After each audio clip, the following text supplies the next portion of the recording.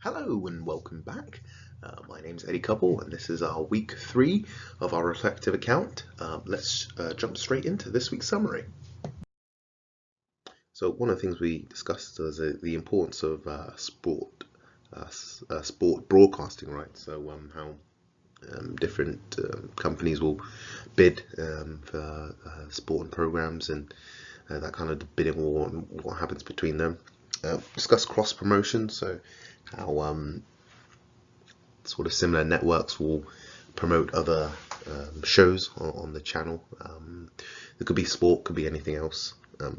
We discussed about how to write an effective press release. We went through an example in class, and we had some tasks to find some sort of readings and some resources behind that. So yeah, sport content and its networks. So kind of generally how networks have too much sport for just one channel, so they kind of diversify that. With Sky Sports in the UK, they have kind of the main channel, then they have Sky Golf, Sky F1, Sky Football, so kind of they have split up all the sort of sport that they have, they kind of split up into different channels. We touched again on media's control on audience perspective, and something we're diving into towards the end of this sort of podcast. And we'll be looking more at kind of sort of how I've been viewing that and how I've been trying to find more about that. So let's jump straight into it. So as I mentioned last week, I'm going to try and do sort of a weekly sort of diary about my spend in terms of my free time and boiling it down to sort of my social media. So as you can see, sleep is right up there, and social media, of course, is well over 25 hours of the week. Of course, as you look on the right, that's sort of boiled down. Things like Spotify and YouTube are quite high. So I kind of, those things can be blended in with other things. So Spotify, I listen to music as I'm doing work or eating. And the same with YouTube. I play music off of there and kind of listen to other podcasts and TV shows off there. So those things are kind of intertwined with other things. So kind of when it boiled down in the subject of free time, so it was almost about just over 100 hours on things I would consider have to do. So school, sleep, homework, and eating for me. So I worked about half of my free time. For other people, that might be a little bit more. So people who work or people who travel far. I didn't include travel because I don't really go anywhere. Perhaps people who have kids have to encounter more time for that. So for me as a student living on campus with sort of no responsibilities, it's sort of half of my time is free. Then within that, we all have things that are free time, but sort of what I'd suggest is non-negotiable. So things like, for me, church, Bible and worship really isn't available for what I would call sort of media to come and capture my time, or other things to capture my time. So I kind of worked out, so it's about 5 or 6 hours a day that is my leisure time, or leisure time that is available for me, subject to do whatever I want with. So kind of that thing where our leisure time is competitive is, I find to be quite true. It's always talked about social media spending, and kind of when I was looking online, it's kind of all geared toward good well-being. So when you look online and sort of think, what should you be doing with your leisure time? A lot of it is sort of walking, exercising, reading, traveling. And very little of it is geared to watching TV or spending time going through Instagram or stuff like that. So for sort of the companies that are primarily based on sort of this new social media platform, there is those things that they'll also find as well against sort of the people who say that you should focus on good well-being and get yourself out in the fresh air.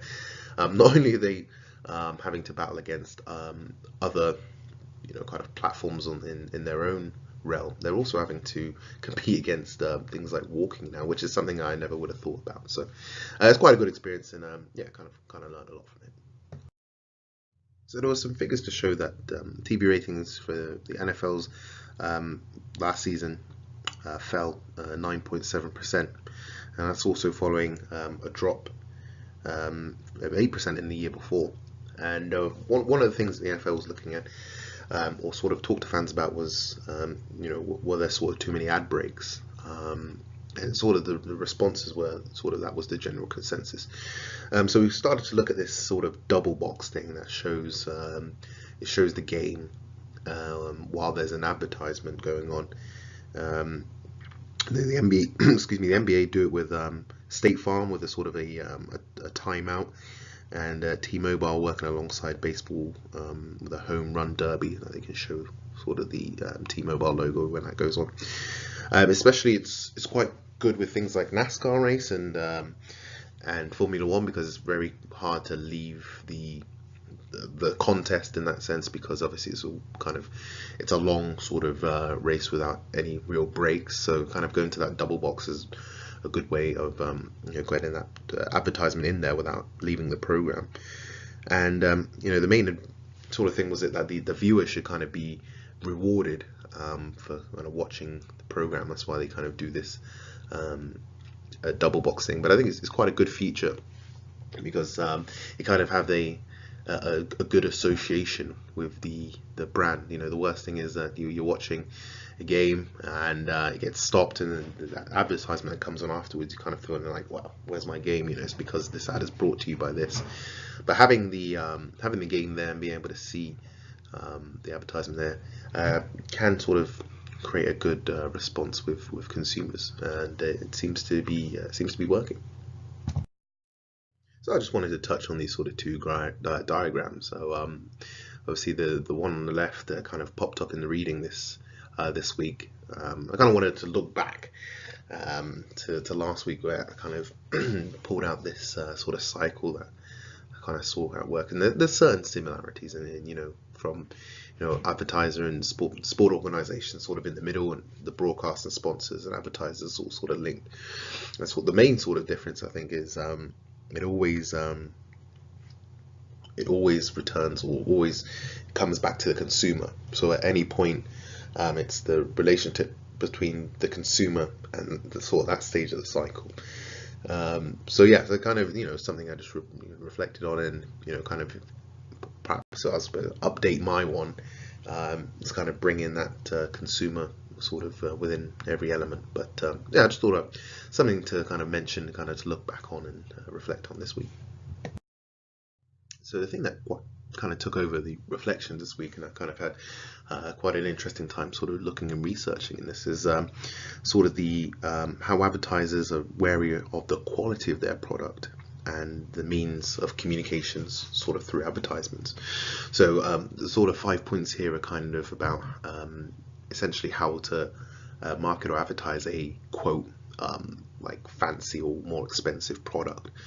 So if we're talking about sort of market segmentation, I'm talking about income, and you want to market to a quote richer audience, then using something like Bing, apparently people who tend to be quote richer use Bing more as a search engine than Google.